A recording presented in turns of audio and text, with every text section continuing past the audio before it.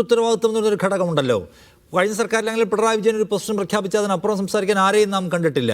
ഇവിടെ ഇപ്പോൾ V D Satheesan പറയുന്ന ഒരു കാര്യം, ബിന്ദു കൃഷ്ണ പോകുന്ന വഴി വേറെ, അല്ലെങ്കിൽ ആഭ്യന്തര വകുപ്പ് മന്ത്രി പോകുന്ന വഴി വേറെ. അതിനെല്ലാം വേറൊരു ആംഗിൾ നോക്കുകയാണെങ്കിൽ കൂട്ടുത്തരവാദിത്വം, നയത്തിൻ്റെ ഏകോപനം, ഏകനയം, ഇതിലെല്ലാം ചെതറുകയാണ്. അപ്പോൾ ഇതിൻ്റെ പോക്ക് സാധാരണ എല്ലാ UDF സർക്കാരുകളിലും പലപ്പോഴായി നമ്മൾ കേട്ടിട്ടുള്ള ഒരു സംഗതിയാണല്ലോ, ഈ ചെതറിപ്പോകൽ, അല്ലെങ്കിൽ പല വഴിക്ക് നിൽക്കൽ, അകത്തുള്ള പരസ്പര യുദ്ധം. അതിലേക്ക് കൂടി സഞ്ചരിക്കുന്നതിന് സൂചന തരുന്നുണ്ടോ കുറച്ച് കടത്തി ചിന്തിച്ചാൽ?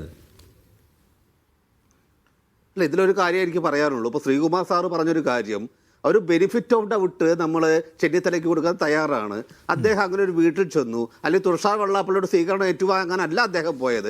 എങ്കിൽ അദ്ദേഹം ചെയ്യേണ്ടിയിരുന്നത് ഒരു 2 വരി പ്രസ്താവന ഇറക്കുക.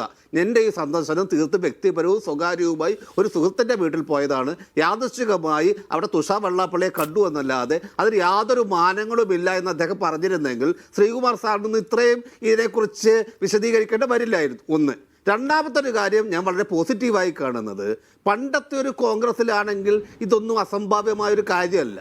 പക്ഷെ ഇന്ന് നേരത്തെ നമ്മൾ നിഷാദ് തന്നെ പേരെടുത്ത് പറഞ്ഞതുപോലെ എണ്ണപ്പെട്ട കോൺഗ്രസിൻ്റെ പ്രത്യേകിച്ച് യുവ നേതാക്കന്മാർ കൃത്യമായിട്ട് ഇതിനെതിരെ വിമർശനം കൊണ്ടുവരുന്നുണ്ട്. ഇപ്പോൾ നമ്മൾ മീഡിയ കൊണ്ട് നമ്മളിപ്പോൾ ഈ ചർച്ച നടത്തി, ഇപ്പോൾ പ്രതിപക്ഷത്ത് ഗോപൻ സഖാവിനെ പോലുള്ള ആളുകൾ തീക്ഷ്ണമായ വിമർശനം കൊണ്ടുവരുന്നുണ്ട്. എന്താണെന്നറിയോ, നമുക്ക് സംവദിക്കാനും കുറ്റപ്പെടുത്താനും സർക്കാരിനെയും നേതാക്കന്മാരെയും അക്കൗണ്ടബിൾ ആക്കാനുള്ള സാഹചര്യമുണ്ട്. 10 കൊല്ലം അതായിരുന്നില്ല.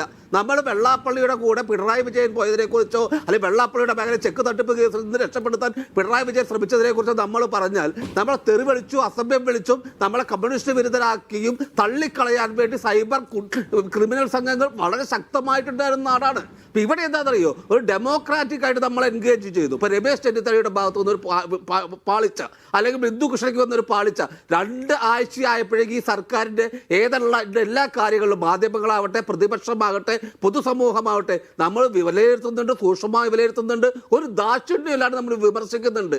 അത് വലിയ തിരുത്തലുകൾക്ക്